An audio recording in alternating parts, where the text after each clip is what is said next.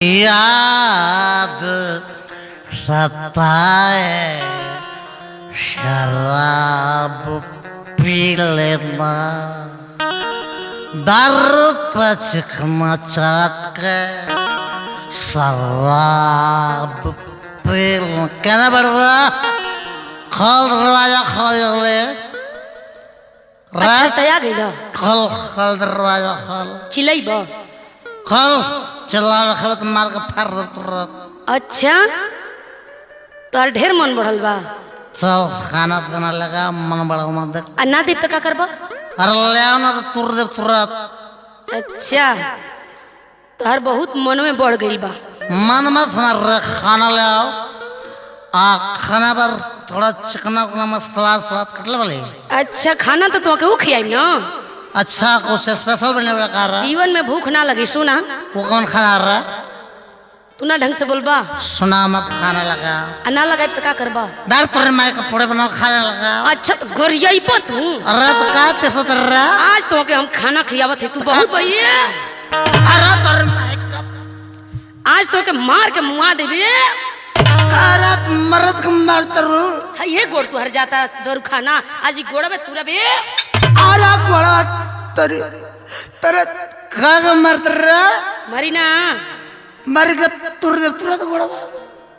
अब तू पिया बा दारू पिया बा अरे साला हमारा द्वारे पाके काची पर तो सर भागा से अपना अपना कर अरे ले लवा भाग अपना घर भाग 12 बजे रात के तो निकट ड्रामा लगल बा छड़ावे के चाहिए तो छुतिया कहीं का के लाई लगाओ तो सरकार आ भाग दर ओ लगने के मत डाटा हमार बात सुना देख मर भी तो के मार के बर्बाद कर तुरंत बर्बाद हरा आज तुमके हम खुदे बर्बाद करती है अरे आयो आयो अरे बचाओ सर आवा अब ना बोलबा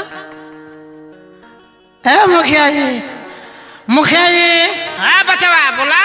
अरे बचाओ ना मुखिया मार के मुआ देला अरे अरे के मारा था हो फाड़ देला भैया अरे इतना मन बढ़ाई कपार बगल पंछा छोड़ा तर रहा हाँ ए देखा हुआ होते देखा पहना लगा होते अरे मान जा ए सुना सुना ए सुना प्रधान जी तू बीच में मत बोला नहीं हमारा गलती का तो पहले बताओ कर बाद मार के मुआ दी है गलती देखा मुखिया जी होते बचाओ हो अरे काहे हो काहे मारा था का बात है बोला।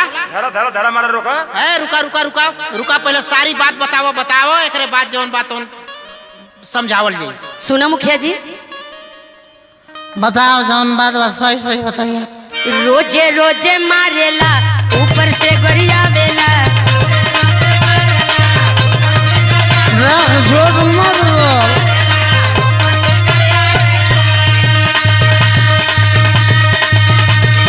रात के दारू पी के 12 बजे घरे आवेला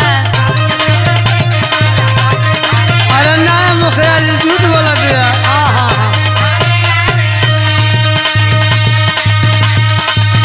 हमर पागल भइल मती रोजा करे दूरा गति एकर सहकल छोड़ाई देबा ए मुखिया जी हाँ बोला सुने एक बोल बात झूठ बोला सांस फुलैबा सुन हमके बोल रहा अबे तोहर दमाग भारत है रुक बोला वो सच बोला। सुनिए मुखिया जी गुनिए मुखिया जी अजूए तो जान जइबा देखा मत बजे रे 4-5 गो पियर हम छोड़ा देते हैं सुनिए मुखिया जी गुनिए मुखिया जी गलबा जवानी के बदलल मिजाज ससुरा भसुर के तली को करे ना लिहाज बोलबा बढ़ के त कबार ले पारे को छोड़म ना आज मार के पिटिया पार रवा वो तो होश में बोला अर्ध जगह का तो पागल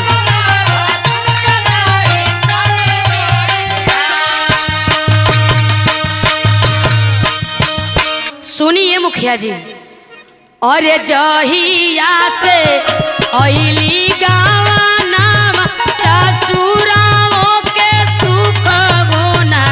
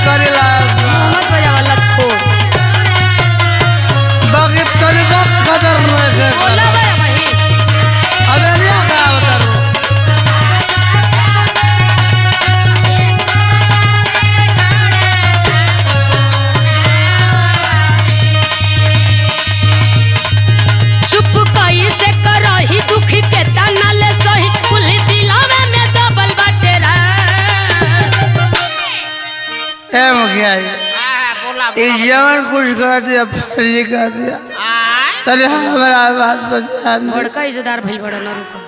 सुनिए मुखिया जी गुनिए मुखिया जी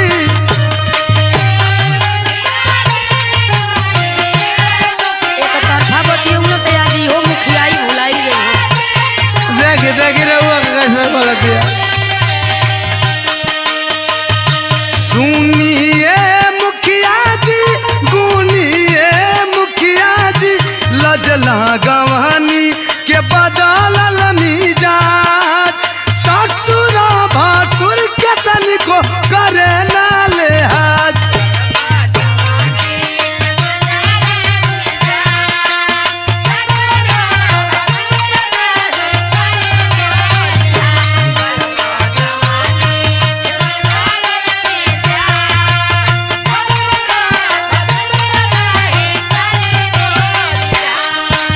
अरे ना ये प्रधान जी ये झूठा की बाती में मत ये तनी हमार सुन।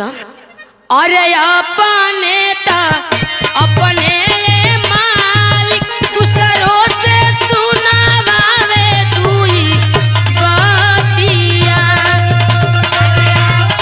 बड़ा न चिकन मारू पंचायत ना करे बदुआरे।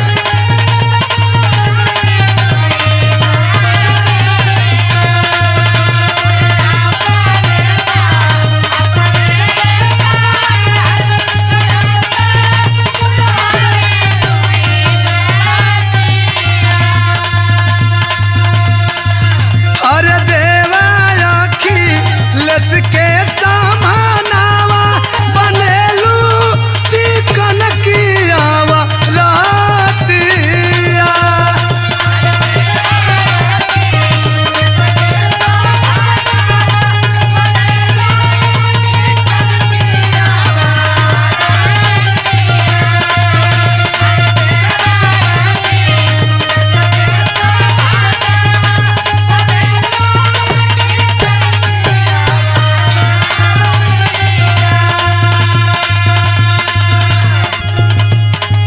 एकर बढ़ल बाटे मन ई लुटावे रोज धन काम करे नहीं करे लायक।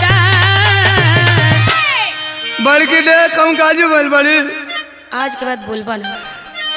आज के बाद मार देव तुम मार के फाड़ देव कपड़ा। हाँ तो तार मुँहे फुलावे के बा मार के। अरे मान जा मान जा। सुनिए मुखिया जी गुनिए मुखिया जी घरे चला घरे घरे घरे हम ना जाए चला सेवा करी। ना जाए फिरो मारा भी अब ना खइबा। आए। सुनिए मुखिया जी गुनिए मुखिया जी गलबा जवानी के बदल मिजाज ससुरा भासुर के तनिको करे ना लिहाज।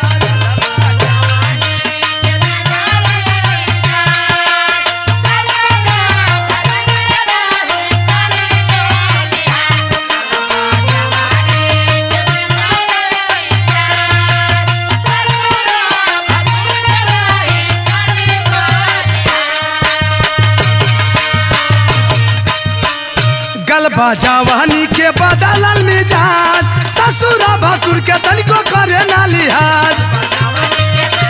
फिर मारो होश में आ जा।